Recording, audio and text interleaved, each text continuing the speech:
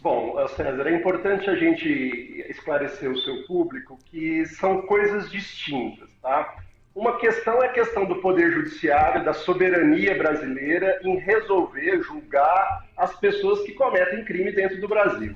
Isso a ONU não está interferindo, em momento algum a ONU participa desse processo judicial, onde os acusados exercem suas defesas, têm condição de se defender por advogados, enfim.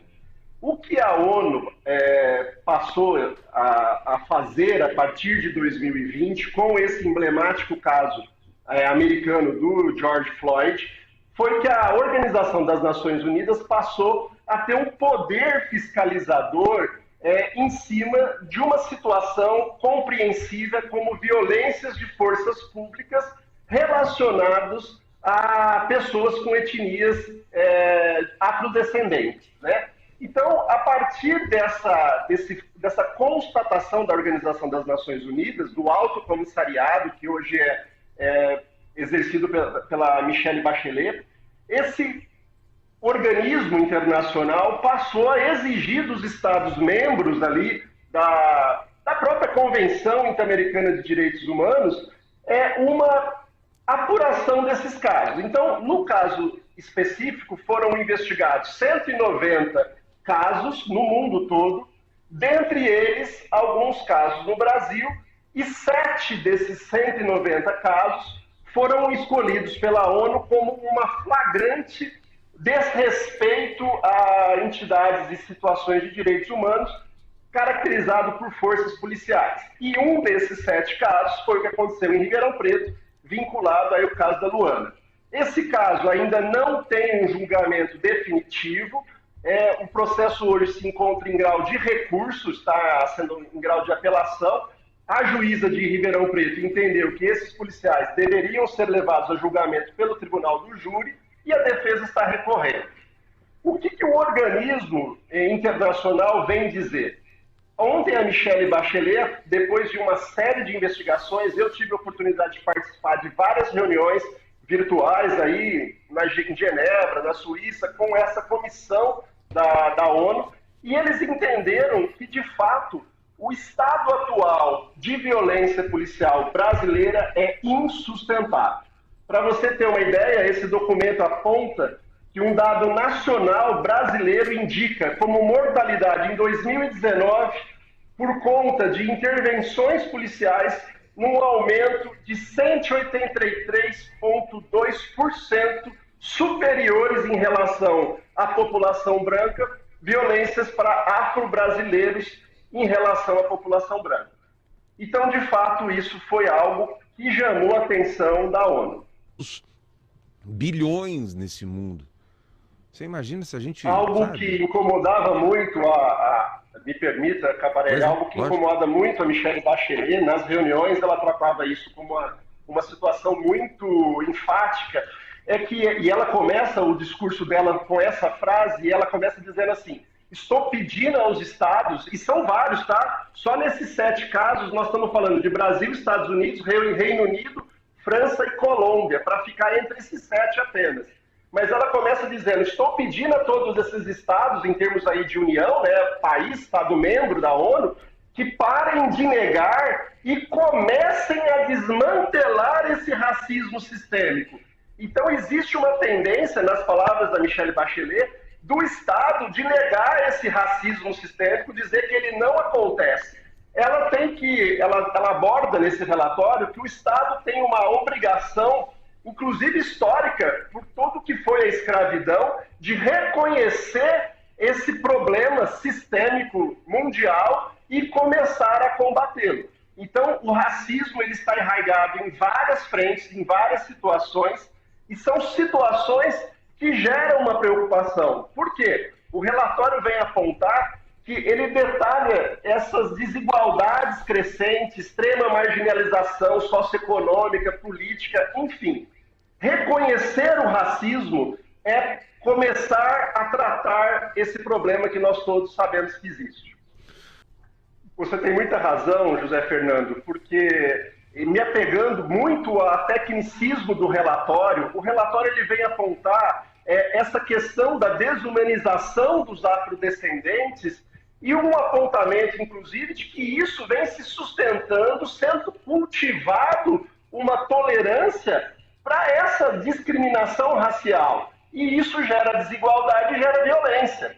Quando você fala da força policial, eu tenho certeza absoluta que a maioria desses policiais, a maioria quase que absoluta, são de bons policiais, pessoas cumpridoras dos seus deveres, pessoas que têm, de fato, na vocação de polícia, um serviço social, um serviço à sociedade, mas que, infelizmente, esse relatório aponta que os países membros dessa Organização Nacional Unida, né, que inclusive assinou uma Convenção Interamericana de Direitos Humanos, vem repetindo semelhanças impressionantes e padrões, indo aí obstáculos ao enfrentamento desse acesso à justiça por parte desses afrodescendentes em contrapartida com a força policial. Isso pode ser cultural, provavelmente é, mas precisa ser reconhecido como um problema para ser tratado também pelo Estado como algo a se mudar no futuro. Apesar de estar sendo pensado e discutido em nível da ONU, Daniel, a gente está muito longe disso, né? Eu queria a tua opinião com relação a isso, com relação a essa diferença de gêneros, ou diferença de cor, ou diferença de sexo, enfim. A gente está muito distante dessa equiparação ou dessa igualdade, né? Porque o racismo de todas as formas é um negócio para ser abolido, né? Mas como é que a gente está? Em que nível que a gente está? Agora a gente percebe um progresso ali quando forças maiores, né? Você disse 4 países, mas eu tenho certeza que com uma discussão maior, e aí eu quero a tua opinião, eu tenho a minha certeza, mas eu queria a tua opinião, que isso pode ser ampliado, isso pode ser levado para outros níveis, para outros países. Poxa vida, né? Como é que você entende esse momento aí? E ainda digo, né, sem discutir os casos pontuais, que lamentavelmente é o caso Luana, o caso Floyd, enfim, outros casos mais. Você tem razão, César. De fato, a presunção hoje desses afrodescendentes é uma presunção de culpa, né? As famílias se sentem, né, e a gente como advogado acaba tendo contato mais próximo, as famílias se sentem traídas pelo próprio sistema. Existe uma profunda falta de confiança nas forças policiais de Estado. E isso você consegue, muitas vezes, sentir, e eu estou falando mais uma vez de sentimento, aquilo que a gente não precisa explicar porque a gente vê e sente, a gente sente que existe uma descriminalização. A forma que o negro é abordado, a frequência que com o negro é abordado, não é a mesma que o branco. A forma que eu presumo uma certa culpa de uma pessoa afrodescendente não é a mesma que um branco tem.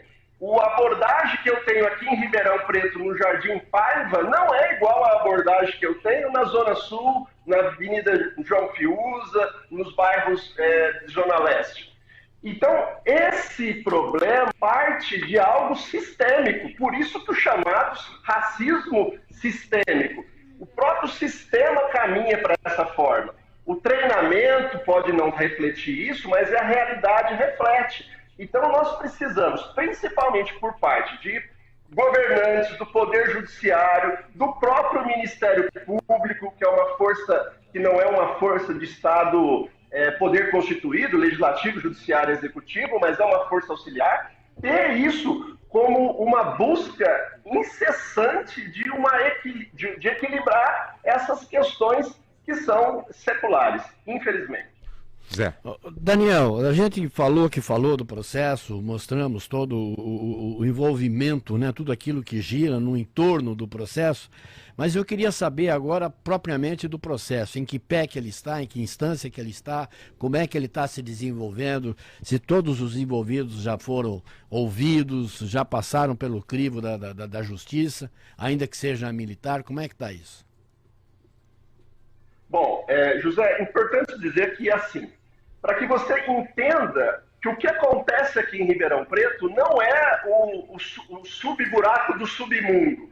O que acontece em Ribeirão Preto é repercutido hoje em nível mundial. Então, o caso Luana, que aconteceu aqui no Jardim Paiva, em Ribeirão Preto, é algo que hoje é observado pelo mundo todo.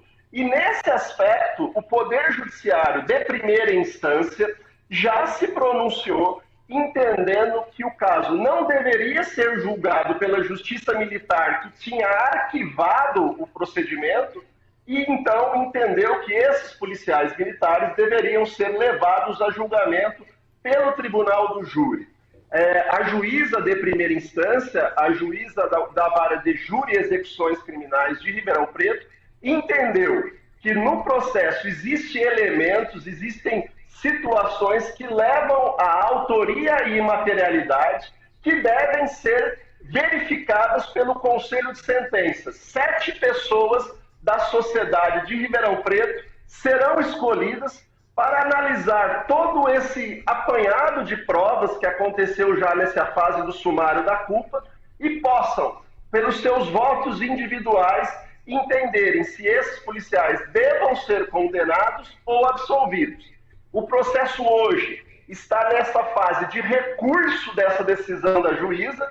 A defesa dos policiais tentam anular esse encaminhamento do caso para o plenário do júri e está pendente de julgamento em São Paulo. São Paulo se manifestando, o caso provavelmente desça para Ribeirão Preto novamente para ser encaminhado então para julgamento do plenário do Conselho de Sentença Popular de Ribeirão Preto. Daniel, boa sorte para você. Um abraço forte na família, aí na Denise, na Tainá, na Bianca e, enfim, um ótimo dia. Muito obrigado pela participação. Estamos sempre à disposição aqui para todos os esclarecimentos aí. Obrigado, querido. Bom dia. Obrigado, César. Obrigado, Fernando. Sempre bom falar com vocês. Até mais. Bom também. Abraço. Obrigado. 7h23.